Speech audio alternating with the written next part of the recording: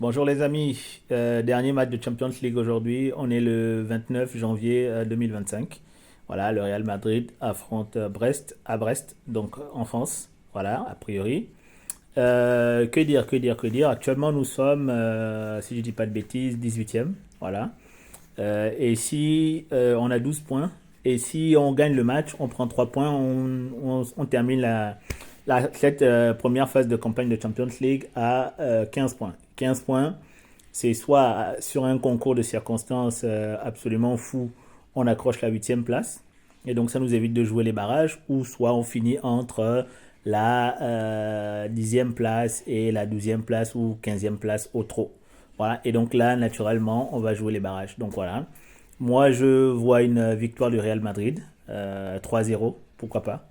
Voilà, Brest, c'est une bonne équipe, mais je pense qu'on est supérieur et que peu importe la composition décidée par Carlo Ancelotti, je pense qu'on fait un très bon match et je pense que on gagne au moins 3-0. Donc voilà mon pronostic. On fait un clean sheet, on prend pas de but. Voilà. Alors donc pour ce match-là, qui aura lieu à 21h, comme tous les autres matchs de cette dernière journée de la première phase, je vais vous donner ma petite compo. Voilà. Moi, je vois donc pour ce match-là, je vais commencer par la défense. Donc on a Thibaut Courtois dans les cages. Voilà, parce que c'est le patron, hein. On doit faire un clean sheet, on doit le gagner. Alors, si effectivement on était dans des conditions un peu plus favorables, j'aurais mis Lounine, voilà, pour lui donner du temps de jeu. Mais là, et laisser aussi Courtois se reposer. Mais là, il faut qu'on gagne absolument parce qu'on a encore une chance, à peu près 2% de chance d'accrocher la huitième place, voire peut-être un peu mieux. Mais voilà, donc Courtois dans les cages. Ensuite, je mets Mendy, Rudiger, Alaba et Lucas Vasquez. Voilà. Ou je mets Marco, que je raconte, j'allais dire Marco Asensio, mais non, c'est pas Marco Asensio. Je mets plutôt Raúl Asensio, voilà, à droite, parce qu'il est aussi bon.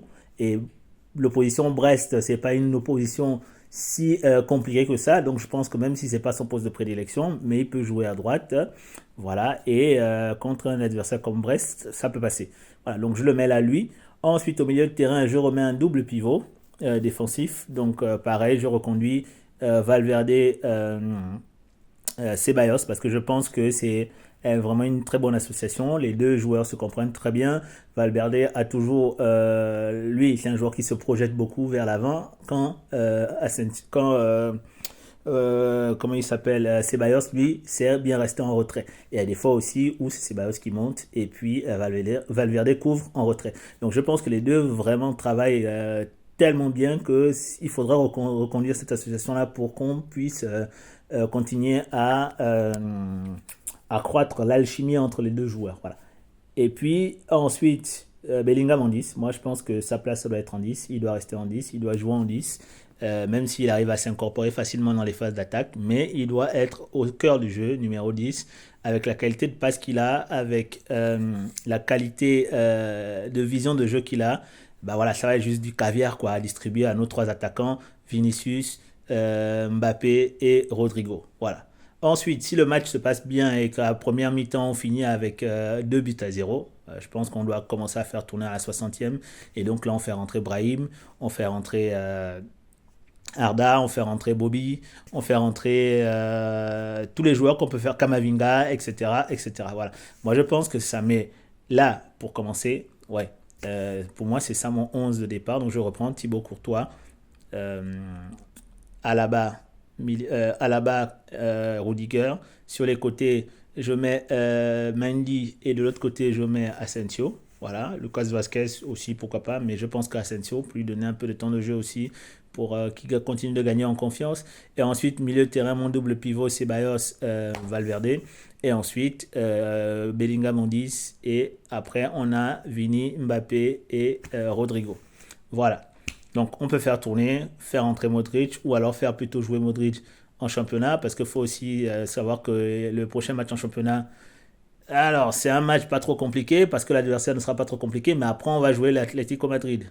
Et donc là il faut laisser reposer certains, donner du rythme à d'autres et comme ça quand on va affronter l'Atlético Madrid et si on a la chance de les battre, et il faudra de toute façon qu'on les batte, on pourra davantage encore consolider notre première place en éliminant un concurrent direct. Voilà. Donc voilà un peu la petite vidéo d'avant-match que je voulais faire. Brest, une très belle équipe hein, qui est bien classée aussi dans le championnat français actuellement. J'ai regardé un peu sur les 5 derniers matchs et ils ont perdu un seul match. C'est le dernier match qu'ils ont joué en championnat. Non, c'est en Ligue des Champions plutôt contre le Shakhtar. Bon, voilà. Mais sinon, ils ont gagné tous leurs autres matchs. Donc il faudrait qu'on soit sérieux, organisé et qu'on soit rigoureux en attaque, précis. Voilà, parce que le dernier match, je vous disais, en championnat, je trouvais qu'on a gagné. Effectivement, 3-0, c'était intéressant. Triplé de Mbappé, l'équipe a bien joué, mais il y avait quand même pas mal de déchets techniques. Voilà, pour une équipe comme le Real Madrid, pour le niveau de star qu'on a, pour le niveau de qualité de joueur qu'on a, on ne peut pas se permettre de faire ce type de match-là, ou même si on gagne 3-0, mais on doit aussi quand même regarder la qualité qu'il y a dans le match. Et franchement, il y a eu beaucoup, beaucoup, beaucoup de déchets, beaucoup, beaucoup de passes qui n'arrivaient pas. On doit être plus rigoureux là-dessus parce que contre des équipes d'un tout autre calibre, ça ne va pas pardonner. Voilà, c'était la petite vidéo d'avant-match. Et puis, je vous souhaite un bon match à tous. Et je vous dis à tout à l'heure, à la fin du match, pour faire un petit débrief de ce match-là. Donc, Brest contre le Real Madrid en France, à Brest. Même si Brest va jouer à Guingamp, puisque apparemment leur stade n'est pas disponible. Mais voilà. Donc, bon match à tous. Et puis, à la Madrid, c'était votre serviteur Nano Andro pour Real Madrid Galactique.